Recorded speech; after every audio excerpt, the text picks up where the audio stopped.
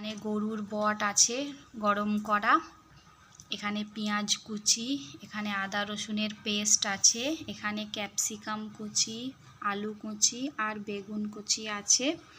এখানে গোটা গরম মশলা, গোলমরিচ, এলাচ, লং, দারুচিনি, গোটা জিরে আর তেজপাতা, এখানে ধনে পাতা আর কাঁচা লঙ্কা কুচি, আর এখানে গুঁড়ো মশলা আছে সব রকমের, হলুদ, লঙ্কা, নুন, জিরে, ধনে। তেল দিয়ে দিচ্ছি, তেলটা গরম হয়ে গেছে। এতে এই ক্যাপসিকাম, আলু, বেগুনটা ভালো করে ভেজে নেব।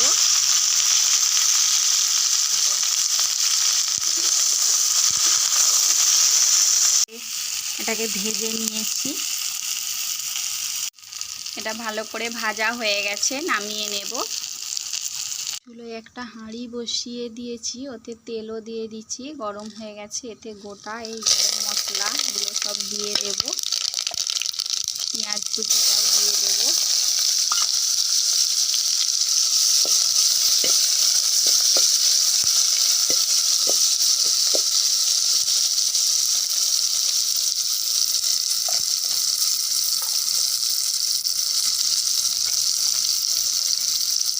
এতে আদা রসুনের পেস্ট দিয়ে দেব।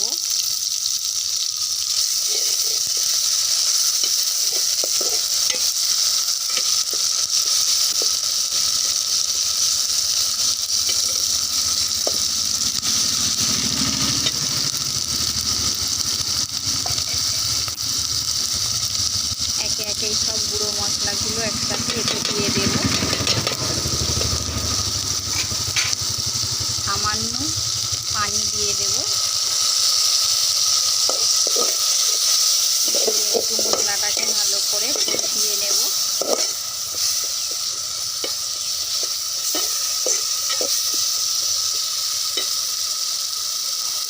মশলাটা কষানো হয়ে গেছে, এতে এবারে গরুর বটটা দিয়ে দেব।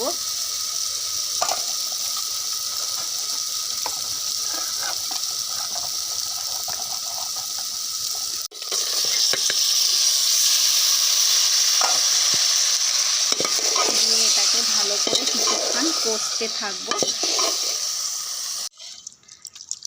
ভালো করে আরেকটু এটাকে কষিয়ে নেব। করে এটাকে কষিয়ে নিয়েছি, এতে সামান্য জল দিয়ে দিচ্ছি, একটু চাপা দিয়ে সামান্য সেদ্ধ করে নেব। সেদ্ধ হয়ে গেছে,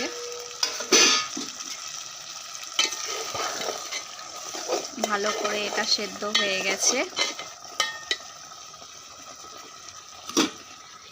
এতে এবার এই ক্যাপসিকাম, আলু আর বেগুন ভাজে রেখেছিলাম যেটা দিয়ে দেব।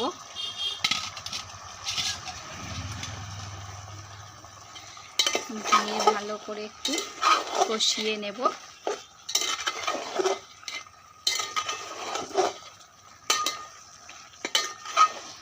কষানো হয়ে গেছে, উপর থেকে ধনে পাতা কুচি আর কাঁচা লঙ্কা কুচিটা দিয়ে দেব। দিয়ে জল দিয়ে দেব বা পানি দিয়ে দেব।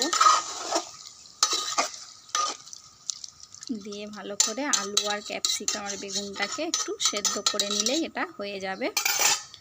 চাপা দিয়ে দেব এবার। তরকারিটা হয়ে গেছে একেবারে, ঝোলও অনেক কমে গেছে। এটা হয়ে গেছে, এটা চুলো থেকে নামিয়ে নিয়েছি, একটা বোলে তুলে নেব।